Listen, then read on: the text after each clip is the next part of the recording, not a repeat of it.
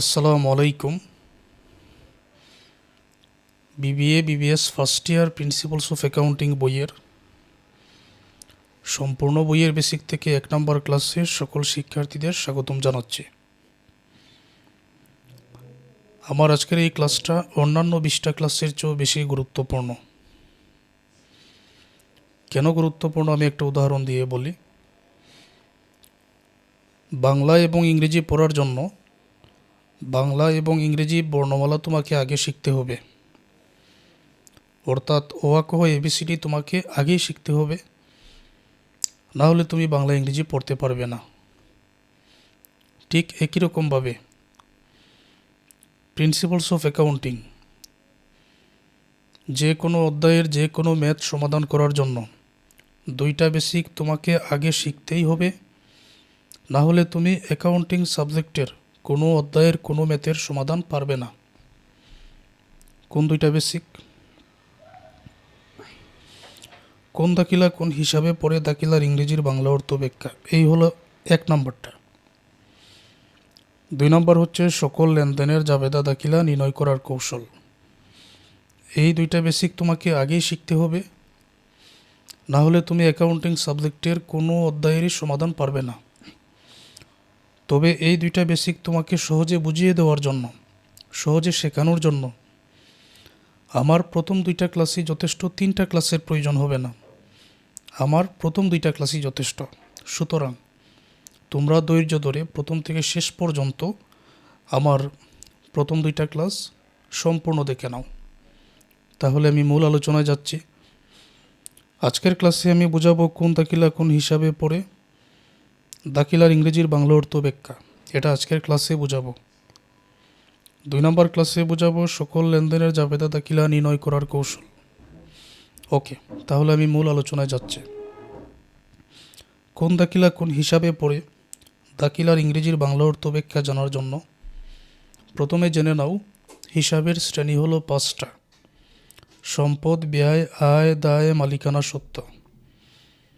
সম্পদের ইংরেজি অ্যাসেটস, ব্যয়ের ইংরেজি এক্সপেন্স, আয়ের ইংরেজি ইনকাম, দায়ের ইংরেজি লাইবিলিটি, মালিকানা সত্ত্বের ইংরেজি ওনার্স ইকুইটি। এই 5টা হিসাবের মধ্যে যে কোনো দাখিলা পড়বে। এখন কোন দাখিলা কোন হিসাবে পড়ে দাখিলার ইংরেজির বাংলা অর্থ ব্যাখ্যাটা আমি তোমাদেরকে সহজে বুঝিয়ে দিচ্ছি। এক এক করে এখন সম্পদ, ব্যয়, আয়, দায়, মালিকানা সত্ত্ব দেখাচ্ছি তোমাদের কোন হিসাবে কোন দাখিলা পড়ে। আমি ধরে নিলাম তোমরা কেউ কিছুই জানো না, এই জন্য আমি একেবারে শূন্য থেকে শুরু করতে চাই।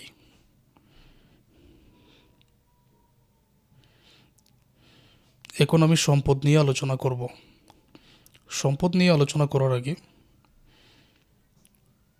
তুমি যখনই যে অধ্যায়ের অঙ্কের সমাধান করো না কেন, সকল অঙ্কের ব্যবসায় প্রতিষ্ঠানের মালিক আগে তুমি নিজেকে ধরে নিও। এখন আমি যদি একটা অঙ্কের সমাধান করি, তাহলে ওই অঙ্কের ব্যবসায় প্রতিষ্ঠানের মালিক আমি নিজেকে ধরে নিব। এখানে আছে current assets, investment assets, fixed assets.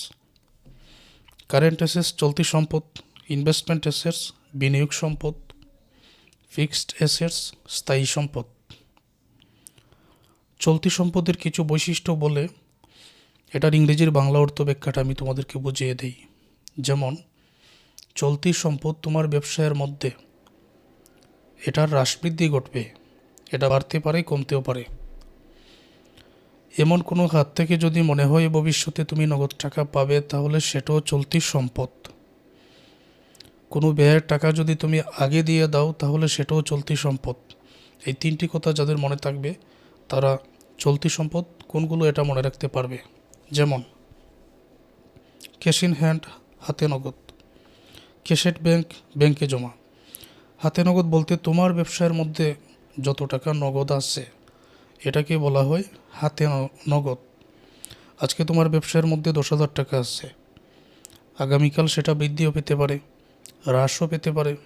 সুতরাং এটা হ্রাস বৃদ্ধি আছে, সুতরাং এটা চলতি সম্পদ। ক্যাশেট ব্যাংক, ব্যাংক জমা। আজকে তোমার ব্যাংকের মধ্যে জমা আছে 10,000, আগামীকাল তুমি এটা তুলতেও পারো, আরও 5,000 টাকা জমাও রাখতে পারো। সুতরাং এটারও হ্রাস বৃদ্ধি আছে, অতএব এটা হলো চলতি সম্পদ।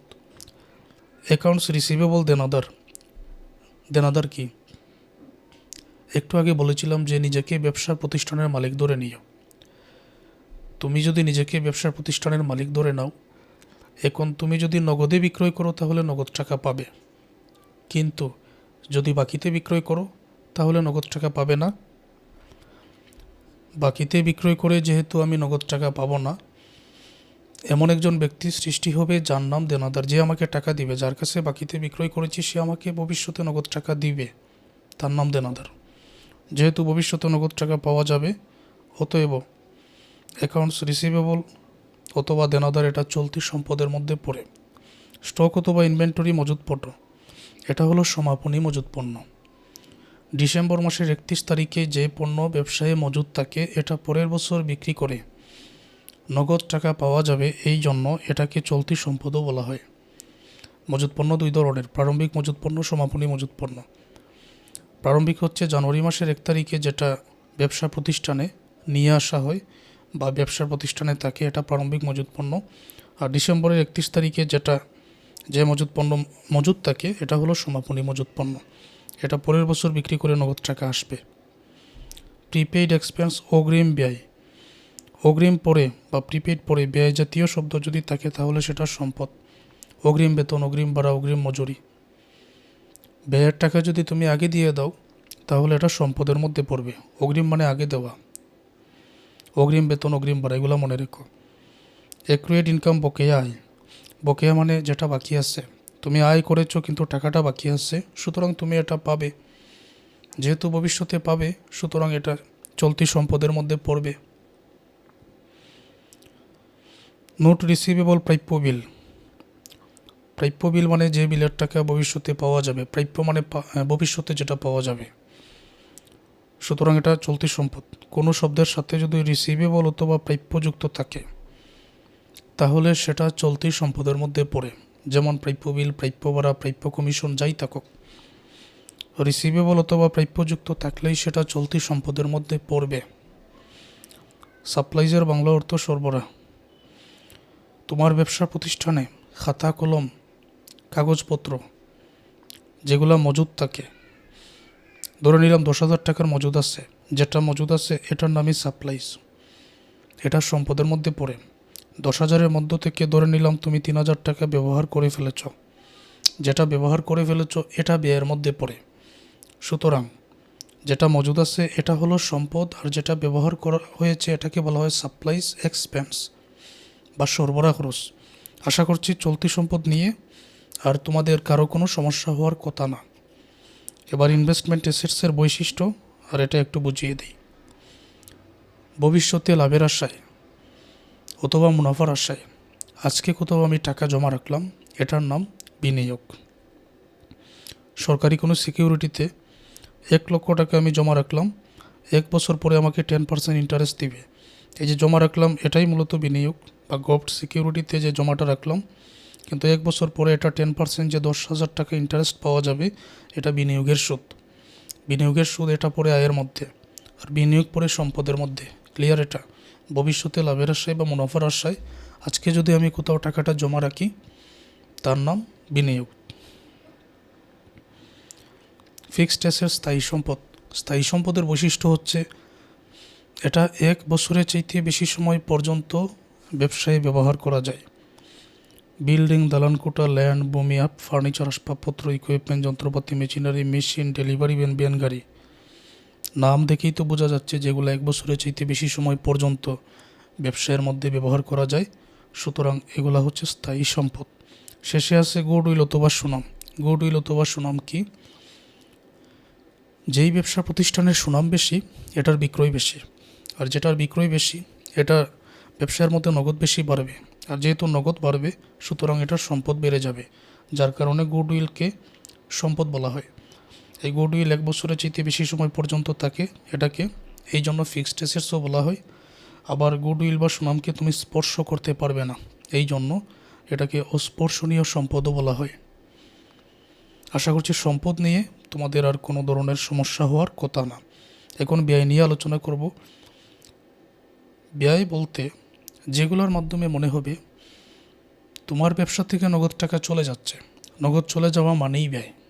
যেগুলোর মাধ্যমে নগদ চলে যাবে, এখন আমি তোমাদের সংক্ষেপে আলোচনা করে বুঝিয়ে দিলেই তোমরা এগুলো বুঝে যাবে। পারচেজ, ক্রয়। যদি তাকে বিক্রয়, মনে করবে তুমি বিক্রয় করেছ। যদি তাকে ক্রয়, মনে করবে তুমি ক্রয় করেছ। এই জন্য প্রথমে বলেছি যে ব্যবসায় প্রতিষ্ঠানের মালিক তুমি নিজেকে ধরে নাও। এখানে পারচেজ, ক্রয়, তার মানে তুমি ক্রয় করেছ। ক্রয় করলে নগদ তো যাবেই, সুতরাং এটা ব্যয়ের মধ্যে পড়ে। ওয়াইজেস, মজুরি। শ্রমিকের মজুরি দিলে নগদ তো যাবে, সুতরাং ব্যয়ের মধ্যে পড়ে। রেন্ট এক্সপেন্স, ভাড়া। দোকানের ভাড়া দিলে তো নগদ যাবে, সুতরাং ব্যয়। স্যালারি, বেতন। বেতন দিলে নগদ যাবে। অ্যাডভার্টাইজমেন্ট, বিজ্ঞাপন। তোমার ব্যবসায়িক পণ্য ভোক্তাদেরকে জানানোর জন্য যে প্রচার মাধ্যম, তার নাম বিজ্ঞাপন। এটা তো আর এমনি এমনি হয় না, নগদ চলে যায়, সুতরাং এটা ব্যয়ের মধ্যে পড়ে। অ্যাপ্রেন্টিসশিপ, এলোয়েন্স, শিক্ষানবিশ ভাতা। ব্যবসায়ী কোনো কিছু শিখে যখন নগদ টাকা খরচ করা হয়, ব্যবসায়িক কোনো কিছু শিখে যখন নগদ টাকা খরচ করা হয়, তাকে বলা হয় শিক্ষানবিশ ভাতা, সুতরাং এটা ব্যয়ের মধ্যে পড়ে। সাপ্লাই এক্সপেন্স, সরবরাহ খরচ। একটু আগে উদাহরণ দিয়েছিলাম, 10,000 টাকার সাপ্লাইজ আছে, 3,000 টাকার সাপ্লাই যেটা ব্যবহার হয়ে গেছে 10,000-এর মধ্য থেকে যেটা ব্যবহার হয়ে গেছে ওইটাই সাপ্লাইজ এক্সপেন্স অথবা সরবরাহ খরচ। ওপেনিং ইনভেন্টরি, প্রারম্ভিক মজুত পণ্য। জানুয়ারি মাসের 1 তারিখে ব্যবসায় প্রতিষ্ঠানে যে পণ্য ক্রয় করে আনা হয় তাকে প্রারম্ভিক মজুত পণ্য বলে। প্রারম্ভিক মজুত পণ্য এটা ক্রয় করে যেহেতু আনতে হয়, সুতরাং এটা ব্যয়ের মধ্যে পড়বে।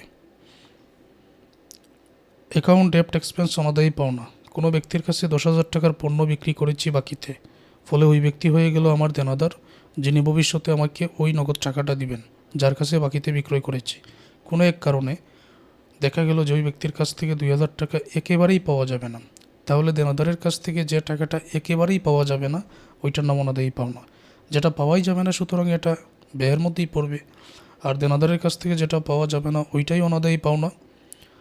তো অনাদায়ী পাওনা এটা তো যেহেতু পাওয়া যাবে না, এটা ব্যয়ের মধ্যে পড়ে। দেনাদারের সাথে অনাদায়ী পাওনার সম্পর্ক, এটা তোমরা মনে রেখো, দেনাদারের সাথে অনাদায়ী পাওনার সম্পর্ক। ডেপ্রিসিয়েশন, অবচয়। স্থায়ী সম্পদ ব্যবহারের কারণে যে ব্যয় হয় তার নাম অবচয়। একটা ইকুইপমেন্ট আমার ব্যবসায় ব্যবহার করছি, এটার মূল্য 10,000, 3 মাস ব্যবহার করার পরে এটার মূল্য দাঁড়ালো 7,000। 3,000 টাকা কেন কমে গেল? ব্যবহারের কারণে। তাহলে ব্যবহারের কারণে এই যে 3,000 টাকা কমে গেছে, এটার নামই অবচয়। অবচয় এটা ব্যয়ের মধ্যে পড়ে। সানডে এক্সপেন্স, বিবিধ খরচ। মিসিলেনিয়াস এক্সপেন্স, বিবিধ খরচ। এখানে নানাবিধ খরচের সমষ্টি যেগুলো ব্যয়ের মধ্যে পড়ে। ইন্টারেস্ট অন লোন, ঋণের সুদ। ঋণ নিয়েছ, ফলে যে সুদের টাকাটা দিতে হচ্ছে এটা ব্যয়ের মধ্যে পড়ে। ব্যাংক চার্জ, ব্যাংক খরচ। ব্যাংক যে সার্ভিস চার্জ কেটে রাখে। সেলস রিটার্ন অ্যান্ড অ্যালোয়ান্স, বিক্রয় ফেরত। বিক্রয় ফেরত ব্যয়ের মধ্যে পড়ে কীভাবে? আচ্ছা, এটা উত্তরটা আমরা জেনে নিই। আমি যদি কোনো ব্যক্তির কাছে 10,000 টাকার পণ্য বিক্রয় করি, তাহলে 10,000 টাকা আমার ব্যবসার মধ্যে চলে আসবে। বিক্রয় করার পরে যদি আমি পণ্যটা ফেরত পেয়ে যাই, তার নাম হচ্ছে বিক্রয় ফেরত। বিক্রয় করলাম, আবার আমি আমার পণ্যটা আমি ফেরত পেয়ে গেলাম। প্রথমে যখন পণ্যটা বিক্রি করেছি তখন 10,000 ব্যবসার মধ্যে চলে আসছে। এখন পণ্য যদি পুনরায় আমার কাছে ফেরত আসে, আমি কি 10,000 রাখতে পারবো না। তাহলে 10,000 আমাকে ফেরত দিতেই হচ্ছে, এটার নামই বিক্রয় ফেরত। আমি বিক্রয় করেছি, আবার পণ্যটা আমি ফেরত পেয়ে গেলাম, 10,000 পুনরায় আমাকে দিতে হচ্ছে। যেহেতু নগদ চলে যায়, সুতরাং ব্যয়। এই ব্যাখ্যাটুকুই যথেষ্ট, এর বাইরে অতিরিক্ত কোনো ব্যাখ্যার প্রয়োজন নয়, এই ব্যাখ্যাটুকুই যথেষ্ট। ইন্টারেস্ট অন ক্যাপিটাল, মূলধনের সুদ। মূলধনের সুদ বলতে নগদ টাকা পয়সা, আসবাবপত্র যা নিয়ে ব্যবসা শুরু করা হয় তার নাম মূলধন। তো এমন কোনো জায়গা থেকে টাকা নিয়ে মূলধন গঠন করা হয়েছে, ফলে সুদ দেওয়া হচ্ছে, সুতরাং এটা ব্যয়ের মধ্যে পড়ে। এটা হলো মূলধনের সুদ। এই যাবতীয় ব্যয়সমূহ নিয়ে আমি আলোচনা করলাম। এবার তাহলে আয় নিয়ে আলোচনা করি। যেগুলোর মাধ্যমে তোমার ব্যবসায়ের মধ্যে নগদ আসবে কিংবা বৃদ্ধি পাবে, সেগুলাই আয়ের মধ্যে পড়ে। 1 নম্বরে সেলস, বিক্রয়। বিক্রয় করলে তো নগদ আসবে। ইন্টারেস্ট অন ইনভেস্টমেন্ট, বিনিয়োগের সুদ। কোথাও 1 লক্ষ টাকা তুমি জমা রেখেছো, ফলে যে 10%, 5% ইন্টারেস্ট পাচ্ছ, এটা তোমার আয়ের মধ্যে পড়ে। কমিশন রিসিভড, কমিশন প্রাপ্তি। কমিশন প্রাপ্তি মানেই তো নগদ প্রাপ্তি। কোনো শব্দের সাথে যদি রিসিভড অথবা প্রাপ্তি যুক্ত থাকে তাহলে সেটা আয়ের মধ্যে পড়ে, এটা মনে রেখো। কমিশন রিসিভড, কমিশন প্রাপ্তি মানে নগদ প্রাপ্তি। ইন্টারেস্ট অন ব্যাংক, ব্যাংক জমার সুদ, ব্যাংকে যত জমা আছে তার উপরে তুমি যে সুদটা পাচ্ছ এটা আয়ের মধ্যে পড়ে। অ্যাপ্রেন্টিসশিপ প্রিমিয়াম, শিক্ষানবিশ সেলামি।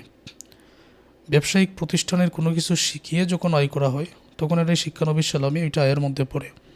ইন্টারেস্ট রিসিভড, সুদ প্রাপ্তি। ডিভিডেন্ড রিসিভড, লভ্যাংশ প্রাপ্তি। তো এই প্রাপ্তি মানেই তো এখানে নগদ পাওয়া হয়েছে, সুতরাং এগুলো আয়ের মধ্যে পড়ে। ইন্টারেস্ট অন ড্রয়িং, উত্তোলনের সুদ। উত্তোলন মানে হলো টাকা তোলা। তুমি তোমার ব্যবসা থেকে টাকা তুলতেই পারো, সুদের কোনো প্রয়োজন নাই, কিন্তু সুদ কেন আসলো? এটার অর্থ দাঁড়ায় যে টাকাটা তুলে তুমি এমন কোনো জায়গায় বিনিয়োগ করেছো ফলে সুদটা আসতেছে, তার মানে সুদটা তুমি নিজেই পাচ্ছ, সুতরাং এটা আয়। ক্লিয়ার? পারচেজ রিটার্ন এন্ড এলুয়েন্স, ক্রয় ফেরত। ক্রয় করে যদি পণ্যটা আবার ফেরত দিয়ে দিই তার নাম ক্রয় ফেরত। 10,000 টাকার পণ্য প্রথমে যদি ক্রয় করি আমার কাছ থেকে নগদ যাবে, এখন পণ্যটা যদি আবার ফেরত দিয়ে দিই পুনরায় আমার কাছে ওই 10,000 টাকা চলে আসবে, যেহেতু চলে আসে সুতরাং হলো এটা আয়। ব্যাখ্যাটা ক্লিয়ার না? নগদ যেহেতু আসে আয়, নগদ চলে গেলেই ব্যয়, শুধু এতটুকু মনে রাখো। সার্ভিস রেভিনিউ, সেবায়। ব্যবসায় প্রতিষ্ঠান দুই ধরনের: ক্রয় বিক্রয়কারী ব্যবসার প্রতিষ্ঠান, সেবামূলক ব্যবসার প্রতিষ্ঠান। ক্রয় বিক্রয়কারী ব্যবসার প্রতিষ্ঠান আমরা হাট বাজারে যে দোকানপাট দেখি যারা বিক্রয় করে আয় করে, আর সেবামূলক ব্যবসার প্রতিষ্ঠান সেবা প্রদান করে আয় করে, যেমন লন্ড্রি সার্ভিস। যখন সেবা প্রদান করবে ঠিক তখনই আয় করবে। তাহলে সেলস, বিক্রয়, নগদে বিক্রয় করলে নগদ পাওয়া যাবে, বাকিতে বিক্রয় করলে দেনাদারের সৃষ্টি হবে, অ্যাকাউন্টস রিসিভেবল।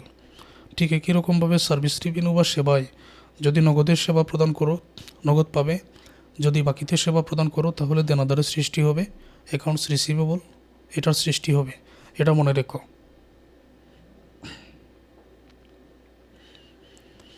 এখন আমরা দায়সমূহ নিয়ে আলোচনা করব। কারেন্ট লাইবিলিটি, চলতি দায়। লং টার্ম লাইবিলিটি, দীর্ঘমেয়াদী দায়। চলতি দায়ের বৈশিষ্ট্য হচ্ছে এটা 1 বছরের ভিতরে পরিশোধ করতে হয়। দীর্ঘমেয়াদী দায়ের বৈশিষ্ট্য হচ্ছে এটা 1 বছরের চাইতে বেশি সময় পর্যন্ত সময় লাগে। অ্যাকাউন্টস পেবল, পাওনাদার। যে ব্যক্তি আমার কাছে টাকা পাবে তার নাম পাওনাদার। আমি নিজেকে ধরে নিছি ব্যবসায়ী, উদাহরণ দেই। কোনো ব্যক্তির কাছে আমি বাকিতে বিক্রয় করলাম, যার কাছে বাকিতে বিক্রয় করেছি সে আমাকে টাকা দিবে, তার নাম দেনাদার। তাহলে বাকিতে বিক্রয়ের সাথে দেনাদারের সম্পর্ক। এবং তোমরা মনে রেখো বিক্রয় কিংবা বিক্রয় ফেরতের সাথে দেনাদারের সম্পর্ক। কোনো ব্যক্তির কাছ থেকে আমি বাকিতে ক্রয় করলাম, যেহেতু বাকিতে ক্রয় করেছি নগদ টাকা এখনই দিতে হচ্ছে না, পরে দিতে হবে, ওই ব্যক্তির নাম হলো পাওনাদার।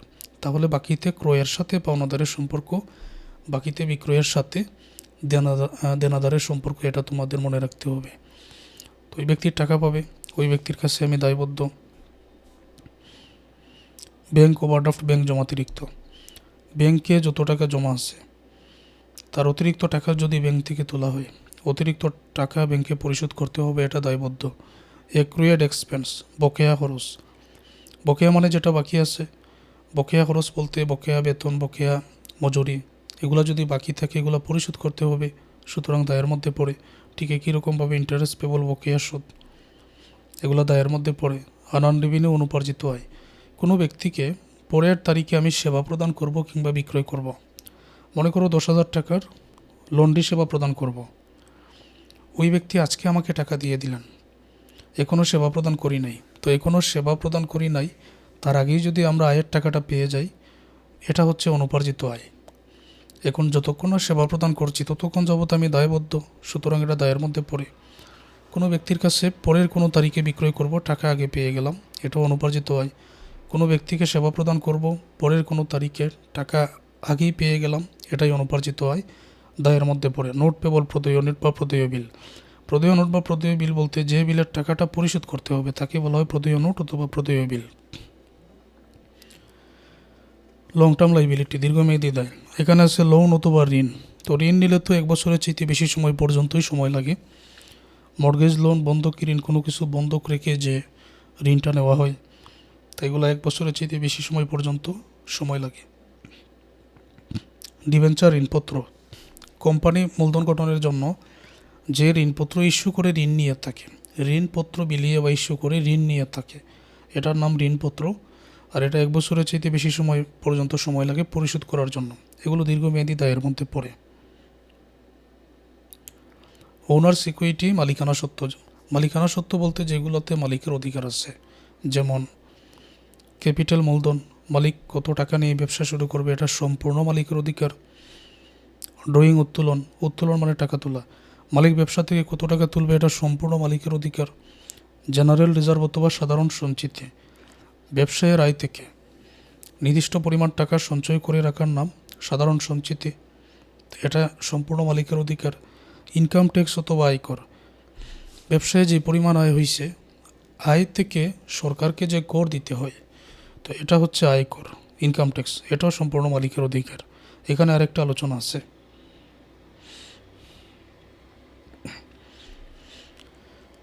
পরবর্তী অধ্যায়ে রেওয়ামিল নামে একটা ম্যাথের সমাধান আমাদের করতে হবে। তো রেওয়ামিলে 2টা গড় আছে, একটা হলো ডেবিট আর একটা ক্রেডিট। ডেবিটে সম্পদ এবং ব্যয়, ক্রেডিটে আয়দায় মালিকানা সত্ত্ব। ডেবিটে সম্পদ এবং ব্যয়, ক্রেডিটে আয়দায় মালিকানা সত্ত্ব, কিন্তু সকল মালিকানা সত্ত্ব ক্রেডিটে নয়। যেই মালিকানা সত্ত্ব ব্যবসায় নগদ বৃদ্ধি করবে ওইটা ক্রেডিট, আর যেটা হ্রাস করবে ওইটা ডেবিট। যেমন এখানে বুঝিয়ে দেই, ক্যাপিটাল মূলধন, যত মূলধন তুমি নিয়ে আসবে ব্যবসায়ের সম্পদ কিন্তু বাড়বে। সম্পদ যেহেতু বাড়বে তাহলে এটা প্লাস হচ্ছে, অতএব ক্রেডিট। ড্রয়িং উত্তোলন, তুমি যত ব্যবসা থেকে টাকাটা তুলবে তত তোমার সম্পদ হ্রাস পাবে, মানে নগদ হ্রাস পাবে, যেহেতু হ্রাস পাচ্ছে এটা হচ্ছে রেওয়ামিলে ডেবিট। জেনারেল রিজার্ভ, সাধারণ সঞ্চিতি, যত টাকা তুমি সঞ্চয় করে রাখবে তত তোমার ব্যবসায়ের সম্পদ বাড়বে, এই জন্য এটা ক্রেডিট। ইনকাম ট্যাক্স, আয়কর, সরকারকে যদি কর দিয়ে দাও তাহলে তো নগদ হ্রাস পাবে, মানে সম্পদ হ্রাস পাবে যেহেতু, সুতরাং ডেবিট। অতএব আমরা এখানে বুঝতে পারলাম যে ক্যাপিটাল মূলধন, জেনারেল রিজার্ভ, সাধারণ সঞ্চিতি, এগুলো মালিকানা সত্ত্ব বৃদ্ধি করে, এই জন্য এই 2টা হয়ে যাবে ক্রেডিট। আর ড্রয়িং বা উত্তোলন, ইনকাম ট্যাক্স, আয়কর, এগুলো মালিকানা সত্ত্ব হ্রাস করে, এই জন্য এগুলো হবে ডেবিট। যার কারণে ড্রয়িং বা উত্তোলন এটাকে বিপরীত মালিকানা সত্ত্ব বলা হয়, মালিকানা সত্ত্ব হ্রাস করার কারণে। আচ্ছা, প্রয়োজনে পুনরায় তোমরা ক্লাসটা দেখে নিও, আর 2 নম্বর ক্লাসটাও মনোযোগ দিয়ে দেখে নাও। এই 2টা ক্লাস তোমাদের জন্য খুবই গুরুত্বপূর্ণ। তারপর পরবর্তী অধ্যায়ের ক্লাস থেকে শুরু করো।